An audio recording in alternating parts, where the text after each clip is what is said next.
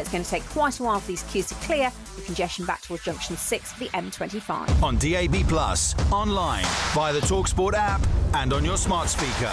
This is talkSPORT 2.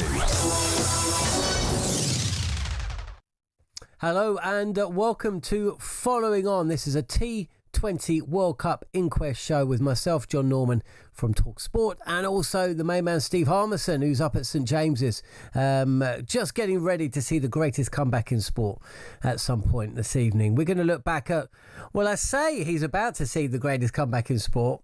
Newcastle playing Karabag. I think they're 6-1 up or something on aggregate. We could have seen Pakistan make the biggest comeback in sport if Jofra Archer and Adil Rashid, maybe Liam Dawson, had followed in the footsteps of Will Jackson and Jamie Overton towards the back end of what turned out to be a dizzying T20 encounter.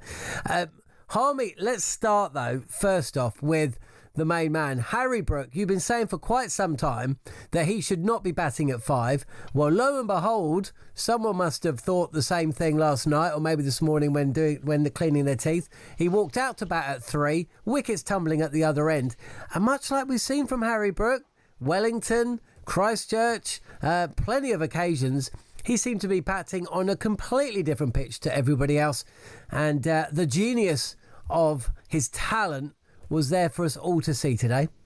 Yeah, absolutely. What a fantastic innings it was from Harry. And you mentioned wickets going around. He seems to just block everything out, doesn't he? You mentioned all the innings that he played and the fantastic innings he played. I didn't think he could play a better one than he played in Colombo against a white ball about 3 weeks ago. But that was brilliant. The reason why I wanted him to go at 3 is because of the inexperience of Buttler and Banton, and largely because the top 2 weren't firing. And I'm not blaming Buttler or Salt here, and I don't want them changed. I think power play wickets have been, the norm for everybody in this tournament so far. So it's been difficult at the top, and I just wanted Harry to go in and steady the ship. I didn't want Joss Buttler to sort of, I think Nasser said it a week ago, go in and bat 17 overs and see his game through. I'd rather Harry do that. I want Joss to be instinctive and go his way. So I think Harry going to he went in at number 3. I'd like to make number 4, but going in at number 3 to bat the majority of the balls, I think was a masterstroke from England. It shows that they're thinking, and I thought he was quite brilliant against a bowling attack which I think was in fits and starts, was good at one end and then disappointed at the other. They didn't back Afridi up right at the very, very start, and then when Tariq got going, they didn't back him up either. So I think all in all, I think that was largely down to the way Harry played. Harry was brilliant, and while wickets were going round at the other end, it just seems as though that's the modern way of it doesn't matter what's happening at the other end. It's about what you have in your skill sets and how you affect the game when you're on strike. So even if you've lost a couple of wickets, if you see the ball and you look to hit the ball for 4 or 6, you keep going. And I think that's what Harry Brook did absolutely brilliantly in Pallakele tonight. Do you know what? One of the points that Jared made to us when we were filming some content, which will be available on the talkSPORT Cricket YouTube channel, and it is a problem with cricket. We've talked about it for some time. It's just the back-to-back nature of cricket, where they're playing different formats in different countries against different oppositions in different tournaments or series, and you forget what's just gone. I completely forgot. I mean, we covered the series on talkSPORT, and I completely forgot what innings you were talking about. So I just had to look back, and yeah, you're right. 136 not out from 66 deliveries in that third ODI against Sri Lanka at Colombo. I was thinking back to December 2024 when he performed that brilliant knock at Wellington against New Zealand in a test match. Just shows he can do it, can't he? He can do it in New Zealand, he can do it in Sri Lanka, he can do it in tests, he can do it in ODIs, and he can do it in T20s. He is a special talent. He is a special talent, and I'm so pleased for him individually because, I mean, there's been a lot thrown at him. He said things that I think obviously gets picked up on. He's naive when it comes to his press conferences, the tosses that he does. He's authentic when it comes to how he goes about speaking in public, and that should never be criticised, because us as media, we the last thing we want is somebody to come in and not say anything. Harry gives us a line every single time. He might get criticised from some quarters for it, but I'd much rather somebody come out and speak their mind. And if it is something that's a bit daft, then look, let's not criticise him for it. And I think he's took a little bit of a kicking, to be fair. When Brendan McCullum said to Scott Taylor at the end of the Sri Lanka trip that it's been a bit of a pile-on, I think it's been a bit of a pile-on in the England cricket team towards Brendan McCullum and some of the Ashes tactics. I think Harry has deserved some of the criticism that came his way because of what happened in the pub in New Zealand, and I think this is why we need to sort of spend a bit of time talking positively about somebody who has not only played a brilliant innings in a bilateral series 3 weeks ago. He's put England into the semi-final of a World Cup. He's put England, remember this, yeah, that's the line. He's put England into the semi-final of a World Cup when I don't think England are playing that well. I think England are doing just enough, and I think that is exciting for me as an England fan, because if Buttler and Salt gets going at the top, Brook stays in this sort of form. And you're seeing glimpses of Archer, our spin bowling department's bowling very, very well. Our ground fielding was terrible. It really was. The ground fielding, to be fair, the ground field on both sides were terrible. Our catching was very, very good. So I think all in all, we're still not quite there, but we're in the semi-finals with one game to go.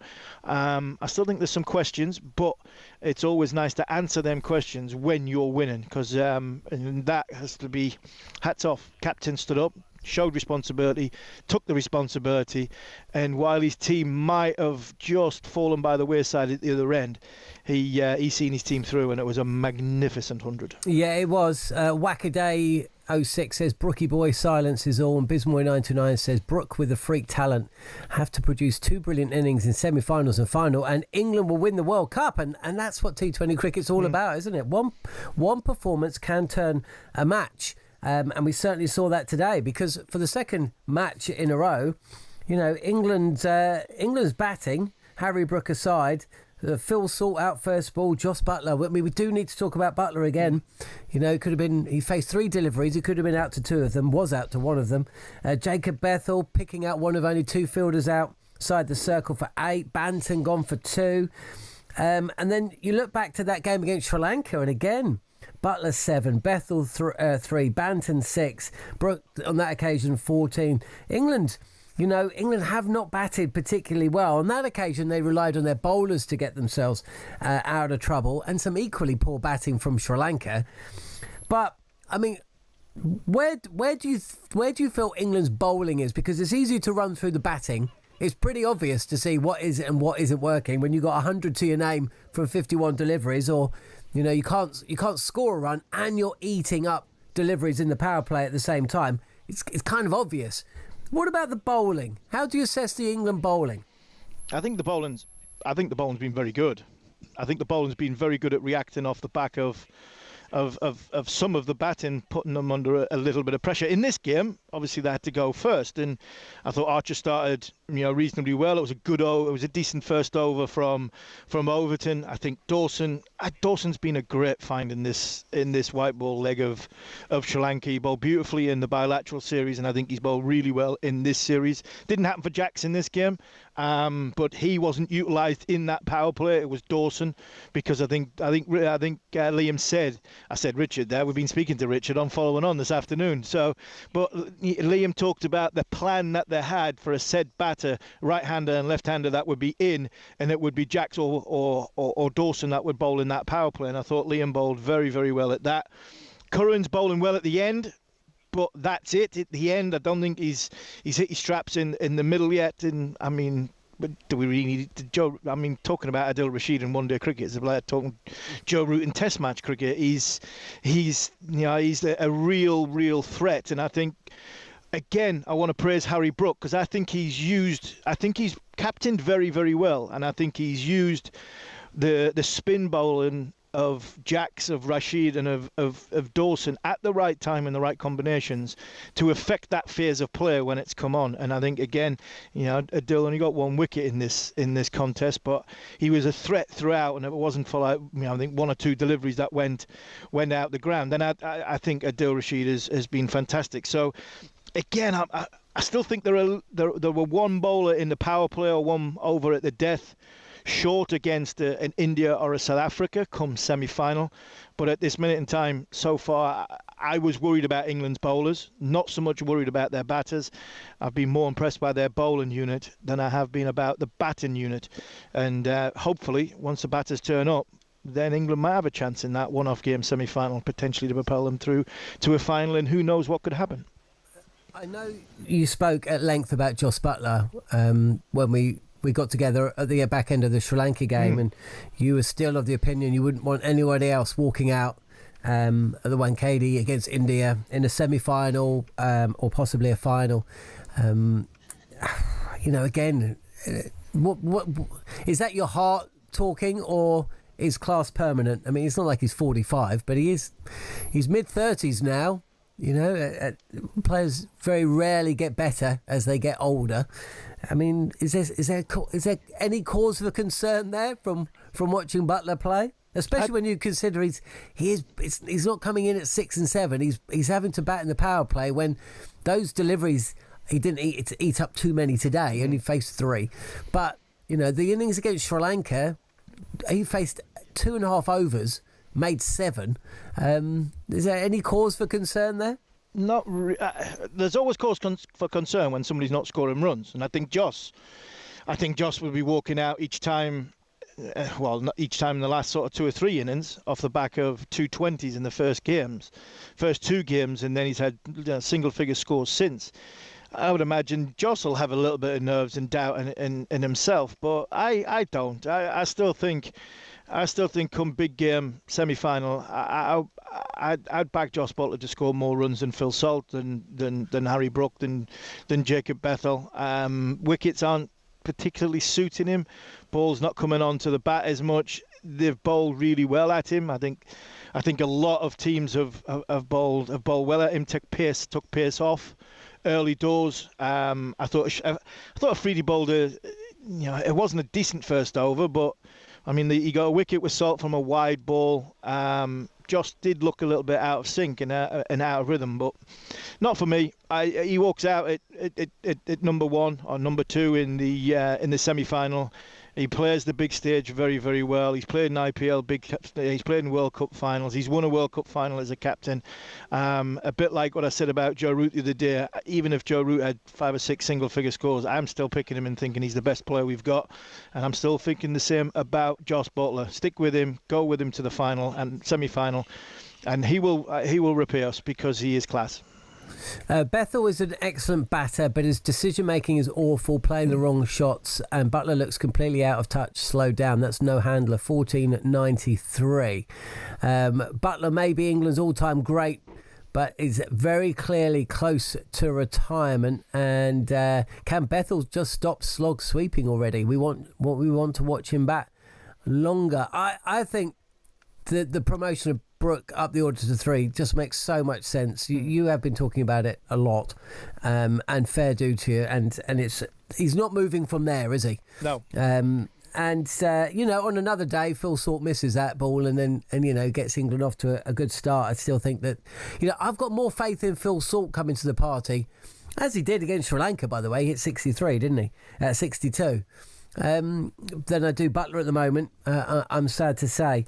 Pakistan pretty much out. They can still qualify, but they look ragtag again today, didn't they?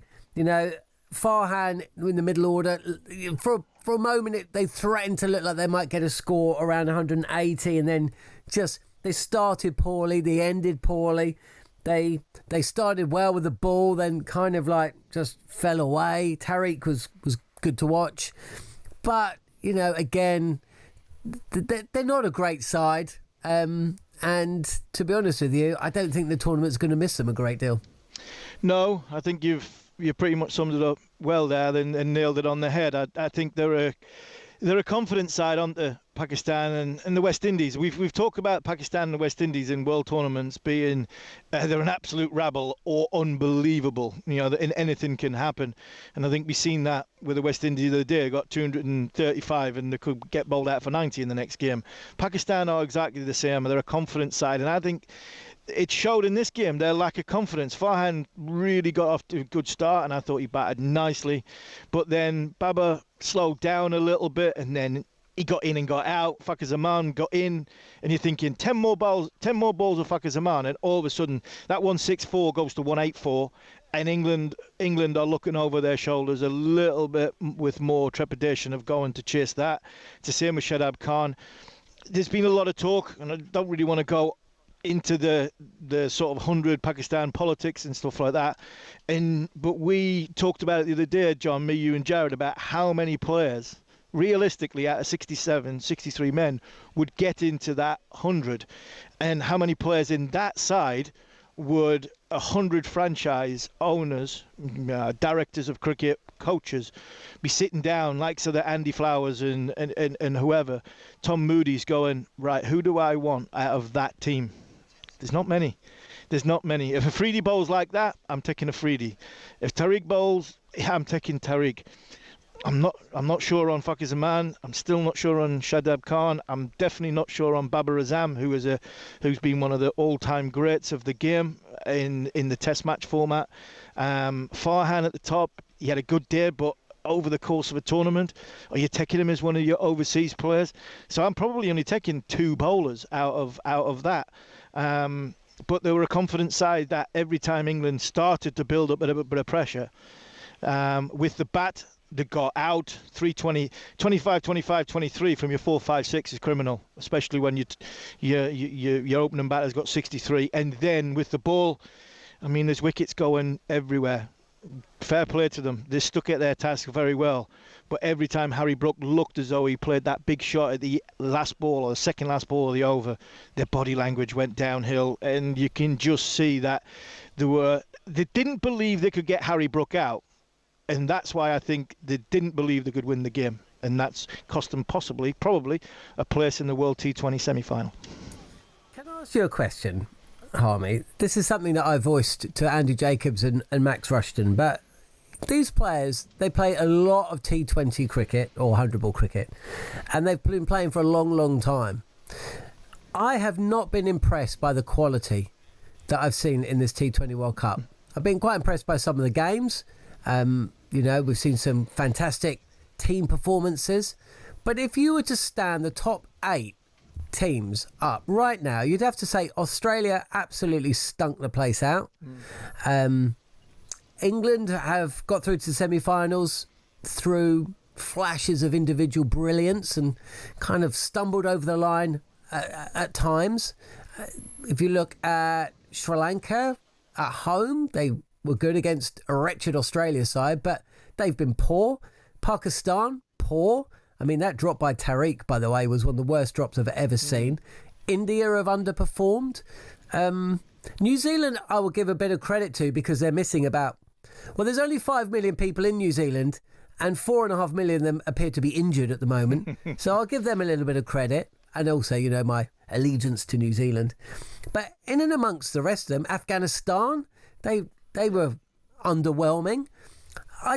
South Africa aside, I don't think there's a team there, is there?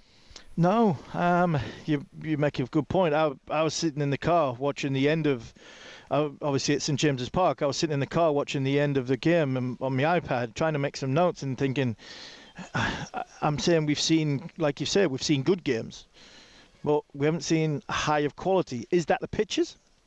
Are the pitches? Can we blame? Can the players fault the pitches? I don't think everybody can fault the pitches. Is it something that we'll look back on once they're all said and done and the dust is settled, that they might feel as though for T20 cricket, for T20 World Cup cricket, we might want to be playing on better surfaces? I don't think the surfaces have been great, but I don't think they've been so poor that the standard of cricket has been left wanting. Even the bowling, if the pitches are poor, then the bowling should be off the charts and very, very good. But I've not seen too many many bowlers. I think bowlers have done their jobs. They haven't been brilliant. I think Dawson and Rashid have been England's two best bowlers. They've not run through a side. They've just put pressure and built up pressure from either end and let the opposition make the mistake. So, yes, I don't think it has been a high-quality competition. I still think hopefully the best is yet to come. I don't think the format has helped, as in the 4 winning group game teams went into one pot, and then the 4 second place went into another pot.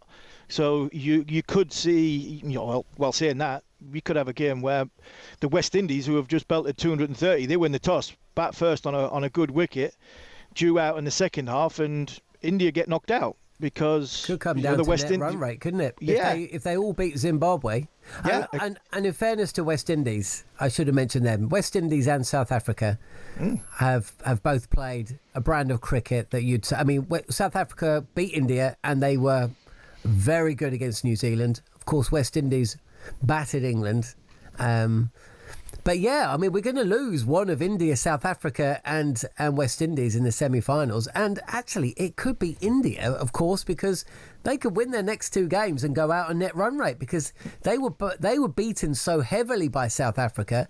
And of course, West Indies absolutely thrashed Zimbabwe. West Indies could go into their game against India knowing they can lose as long as they don't get destroyed. And as you say, if they win the toss, India could be out. And that would be, that would be catastrophic for the ICC and the BCCI, but it would be for the tournament. I think it would be a big letdown for the tournament if India, who were, I think what did Jared say? There were 34%. 34%. Yeah, 34%.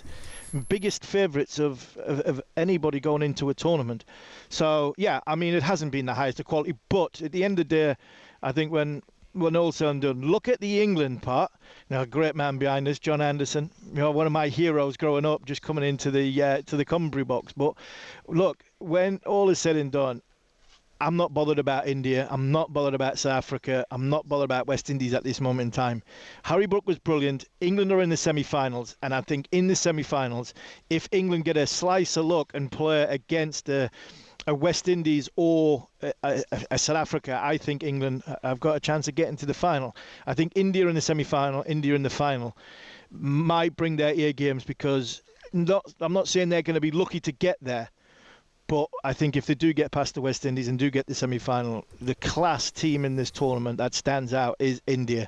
And I don't think they'd make they'd slip up twice. I think going into the group stage, then into the Super 8s, and then into a semi-final stages. So I think beware of India if they get there. But hopefully, fingers crossed for England's point of view, they get knocked out. And that would be great for England, great for the outside of India, the tournament, from a tournament point of view, and it'd be catastrophic for some broadcasters and for the BCCI and ICC. Yeah, absolutely. Quick, just as we wrap up, obviously England are through now. They'll want to finish top of the group, although, I mean, maybe they don't want to finish top of the group if they're going to face India if they finish as runners-up. It is a good competition, even though the quality may not be high. New Zealand up next. They're missing a few. How do you see that game going? How do I see it going? I mean, New Zealand look good, look really good. England, I mean, they're there, but do you know what? I still think a polished performance against New Zealand would be spot on. That's what England are. I think that's what England are desperate for. So England against New Zealand going into that last game. As much as finishing second might not be a bad thing, I think England take care of New Zealand, and they will give them huge amount of confidence going into what would be hopefully a semi-final on a better wicket. And the building blocks, confidence boosters. The only thing I'd potentially look at, and I didn't mention it before, I've got it written down, I've just looked at it here. I just wonder, and I'm not sure where you sit on this, I just wonder if England might be thinking of getting Ben Duckett into it. I know he's had a bad winter. I know he hasn't gone, but we had the conversation, is it Duckett or Bethel beforehand? I just wonder if Duckett at 4 might be a better option than Jacob Bethel at number 4. or England might think Sam Curran, who does it in franchise cricket, go to number 4 and Bethel at number 6. So I think England, even though they're in the semi-final, I still think they've got some questions. But I would love to see them go and try and beat New Zealand. And that, I think, would send a message to the other 2 teams in the other groups that England are getting better and they've got pedigree of winning this tournament. Okay, Harmy, we'll let you go.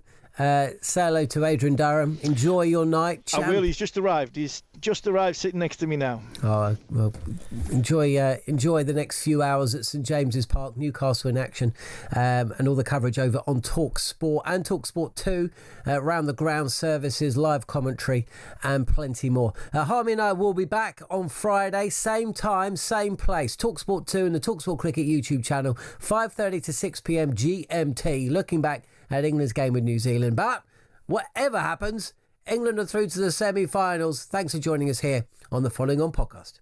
Your live sports station. Oh, what a move. This is talkSPORT